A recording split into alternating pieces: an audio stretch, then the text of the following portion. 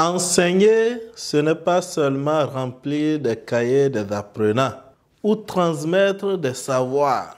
Enseigner, c'est avant tout transformer des vies. C'est pourquoi, chers enseignants, en cette rentrée, nous mettons entre vos mains le plus grand pouvoir, la plus grande mission, celle de façonner l'avenir de notre chère nation, l'Afrique. Si vous êtes nouveau sur la chaîne, je suis Uzair Mohamed Bakobi, coach de l'éveil et de la puissance en coaching et développement intégral. Et si vous n'êtes pas encore abonné à la chaîne, je vous invite à vous abonner, à liker la vidéo et à la partager. Alors, en cette veille de la rentrée scolaire, je viens spécialement m'adresser aux bâtisseurs de l'avenir, les architectes de l'intelligence et des cœurs. Je vais nommer les enseignants. Je viens partager avec vous les secrets pour une rentrée scolaire réussie, la posture d'un grand enseignant et l'essentiel de ce que vous devez semer dans le cœur de vos apprenants. Commençons avec les secrets. Le tout premier secret, c'est l'application de la loi de l'intention ou la loi de l'intentionnalité, tel que cela a été développé dans le livre de John C. Maxwell, Les 15 lois de la croissance personnelle. Cette loi stipule que dans ce bas monde, rien de grandiose ne se réalise par hasard. Alors, vous ne pouvez donc pas vous permettre de commencer une année scolaire sans aucune boussole. Vous devez avoir une intention qui sera matérialisée par votre objectif d'accomplissement personnel. C'est pourquoi un grand sage disait « Les actes ne valent que par leur intention ». Alors, quand vous rentrez dans une salle de classe, demandez-vous « Pourquoi est-ce que j'enseigne ? Est-ce seulement pour avoir un salaire à la fin du mois ou bien est-ce que c'est pour élever des êtres humains ou semer des graines qui produiront des fruits bien longtemps après votre passage sur cette terre? » Les réponses que vous aurez à ces questions vont donc déterminer votre conduite dans l'exercice de votre métier d'enseignant. Et sachez une chose, la pureté de l'intention est ce qui transforme un simple cours en un acte de service sacré. Deuxième secret, c'est l'affection et l'empathie. Don Bosco disait, pas d'enseignement sans confiance et pas de confiance sans l'affection. Les enfants ou les adolescents aujourd'hui n'apprennent vraiment que lorsqu'ils se sentent aimés, respectés et compris. Votre autorité ne vient donc pas de votre position, mais plutôt des relations que vous entretenez avec vos apprenants.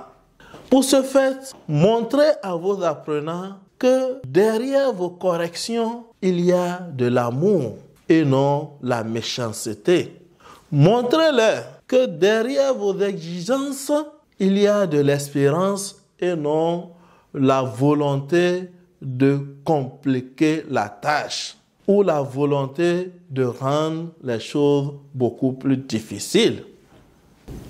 Maintenant que vous avez compris les secrets, voyons les postures que vous devez adopter pour devenir des grands enseignants. Pour être véritablement un bon enseignant, il faut être capable de jouer plusieurs rôles à la fois. Premièrement, il faut être capable d'être un père ou une mère pour tes apprenants, qui protège, qui encourage et qui rassure.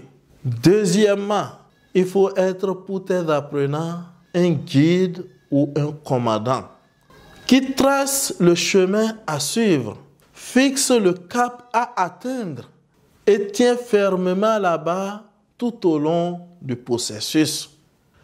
Troisièmement, soyez des maîtres spirituels pour vos apprenants. Des maîtres spirituels qui élèvent des âmes, qui transmettent des valeurs et qui cultivent la discipline intérieure.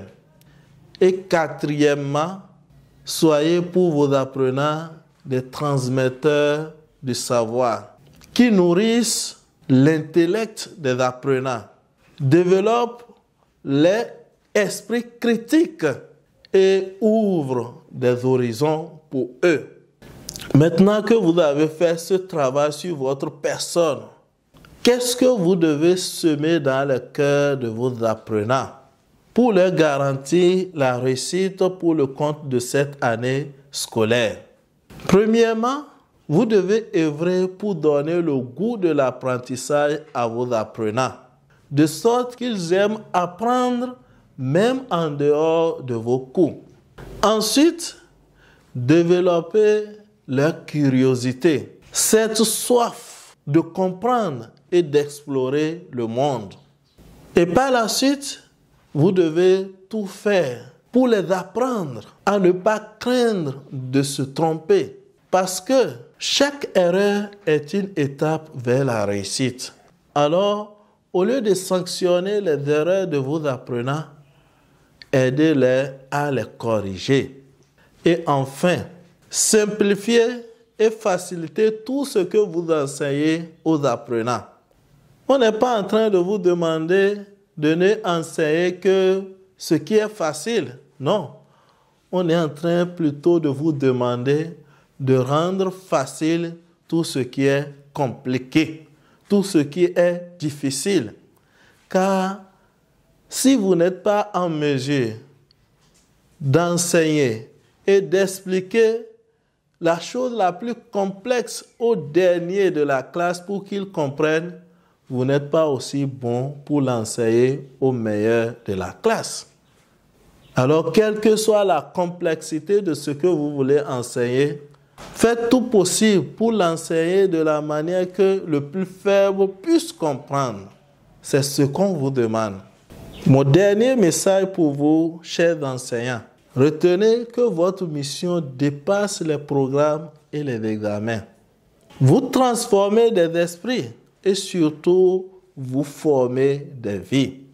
Soyez donc de ces enseignants qui laissent une trace indélébile dans les cahiers des apprenants, mais surtout dans leur cœur. Soyez donc de ces enseignants qui enseignent avec une intention pure, une affection sincère et qui ont la posture de ceux et celles qui éduquent non seulement pour aujourd'hui, mais également pour l'éternité. Si cette vidéo vous a parlé, n'hésitez pas à la partager avec vos collègues pour qu'ensemble nous bâtissions une génération meilleure qui va œuvrer pour hisser notre nation Afrique au sommet de la suprématie mondiale. Et comme toujours, agissez, car vous serez payés pour ce que vous faites et non pour ce que vous connaissez. À très bientôt.